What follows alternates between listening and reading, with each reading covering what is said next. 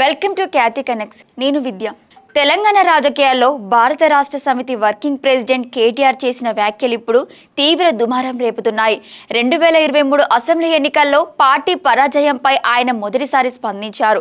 ఢిల్లీ పర్యటనలో భాగంగా ఎంపీ వద్దిరాజు నివాసంలో మీడియాతో మాట్లాడిన కేటీఆర్ తమ కళ్ళు నెత్తికెక్కాయి కాబట్టే మూడోసారి అధికారంలోకి రాలేకపోయామని, ఈ ఓటమిలో 100% తమ తప్పులే ఉన్నాయని ముక్కుసూటిగా అంగీకరించారు. ప్రజల తీర్పును గౌరవిస్తూనే తమ లోపాలను తప్పకుండా సరిదిద్దుకుంటామని చెప్తూ కేటీఆర్ చేసిన ఈ సంచలన ఆత్మ పరిశీలన వ్యాఖ్యలు నియోజకవర్గాల పునర్విభజనపై కాంగ్రెస్, బీజేపీలను టార్గెట్ చేసిన విమర్శల వివరాలను ఈ వీడియోలో చాలా క్లియర్గా చూద్దాం.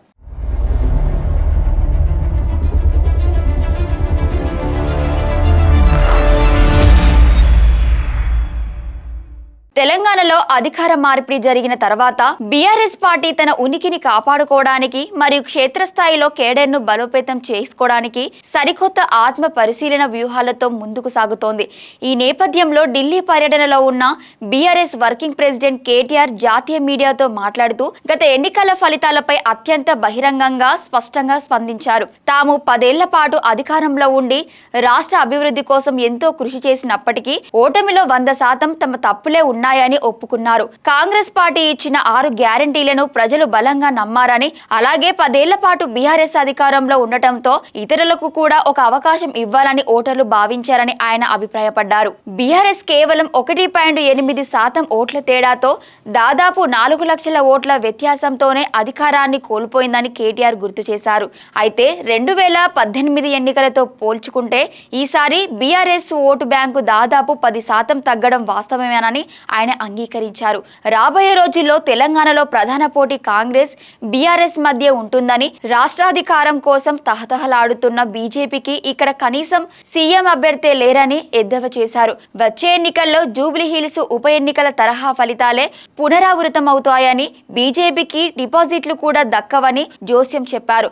ముఖ్యమంత్రి రేవంత్ రెడ్డి తన పదవికాలం చివరి 6 నెలల్లో ఏదో మ్యాజిక్ చేసి మళ్లీ అధికారంలోకి వస్తామని పగటి కలలు కంటున్నారని, కానీ ప్రజలు కాంగ్రెస్ మార్కు మోసపూరిత ప్రయత్నాలను అస్సలు నమ్మరని కేటీఆర్ అన్నారు. హైదరాబాద్ మెట్రో రైల్వే ప్రాజెక్టుపై కాంగ్రెస్ ప్రభుత్వం ప్రజలను తీవ్రంగా మభ్యపెడుతోందని కేటీఆర్ మండిపడ్డారు. బీఆర్ఎస్ హయాంలోనే రాయదుర్గం నుండి శంషాబాద్ ఎయిర్పోర్ట్ వరకు మెట్రో పనుల టెండర్లు పూర్తి చేసి ఎల్ఐఎన్టీ సంస్థకు అప్పగించామని ఈ సందర్భంగా గుర్తు చేశారు. 24 నెలల్లో పూర్తి కావాల్సిన ఈ ప్రాజెక్టు టెండర్లను కాంగ్రెస్ రాగానే రద్దు చేసిందని, ఇప్పుడు 28 నెలల తర్వాత మళ్లీ కొత్తగా ప్రకటిస్తూ డ్రామాలు ఆడుతోందని తీవ్రంగా ఆరోపించారు. ఇక దేశవ్యాప్తంగా చర్చనీయాంశంగా మారిన నియోజకవర్గాల పునర్విభజన మరియు డీలిమిటేషన్ అంశాలపై కూడా కేటీఆర్ స్పష్టతనిచ్చారు. తెలంగాణలో వచ్చే ఎన్నికల నాటికి ఆ అసెంబ్లీ స్థానాలు పెరగడం ఖాయమని అభిప్రాయపడ్డారు. అయితే జనాభా ప్రాతిపదికన దక్షిణాది రాష్ట్రాలకు పార్లమెంటు సీట్ల సంఖ్య తగ్గకుండా ఉంటేనే తాము కేంద్ర బిల్లుకు మద్దతు ఇస్తామని స్పష్టం చేశారు. కేవలం జనాభా నియంత్రణ పాటించినందుకు దక్షిణాది రాష్ట్రాలకు అన్యాయం జరగకూడదనే తమ పార్టీ లైన్ ను కేటీఆర్ ఈ సందర్భంగా మరోసారి స్పష్టం చేశారు. కేటీఆర్ చేసిన ఈ ఓపెన్ అడ్మిషన్ లేదా తప్పుల అంగీకారం అనేది పార్టీలో నూతన ఉత్తేజాన్ని నింపడానికి చేసిన ఒక వ్యూహాత్మక ఆత్మ పరిశీలనగా కనిపిస్తోంది. గత కొద్ది రోజులుగా టీఆర్ఎస్ పేరుతో కొత్త పార్టీ రిజిస్ట్రేషన్ అవుతుందనే ప్రచారంపై కూడా కేటీఆర్ గట్టిగా స్పందించారు.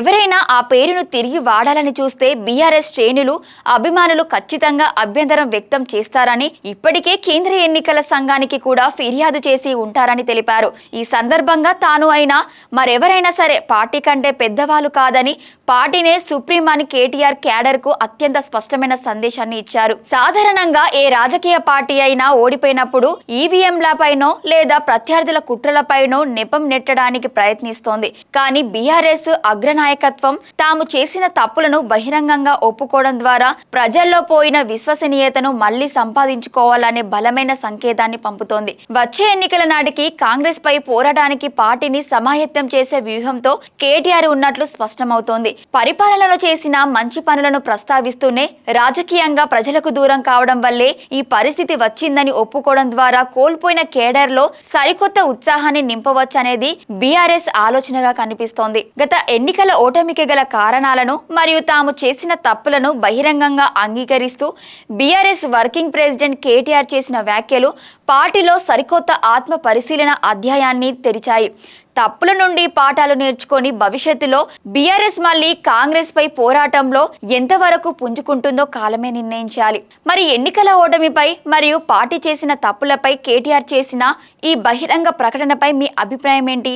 ఆయన చేసిన ఈ ఆత్మ పరిశీలనను మీరు ఎలా చూస్తున్నారు? మీ అమూల్యమైన ఆలోచనలను కింద కామెంట్ సెక్షన్లో తప్పకుండా రాయండి. మరిన్ని తాజా అప్డేట్స్ కోసం చూస్తూనే ఉండండి. Thank you for watching Khyati connects.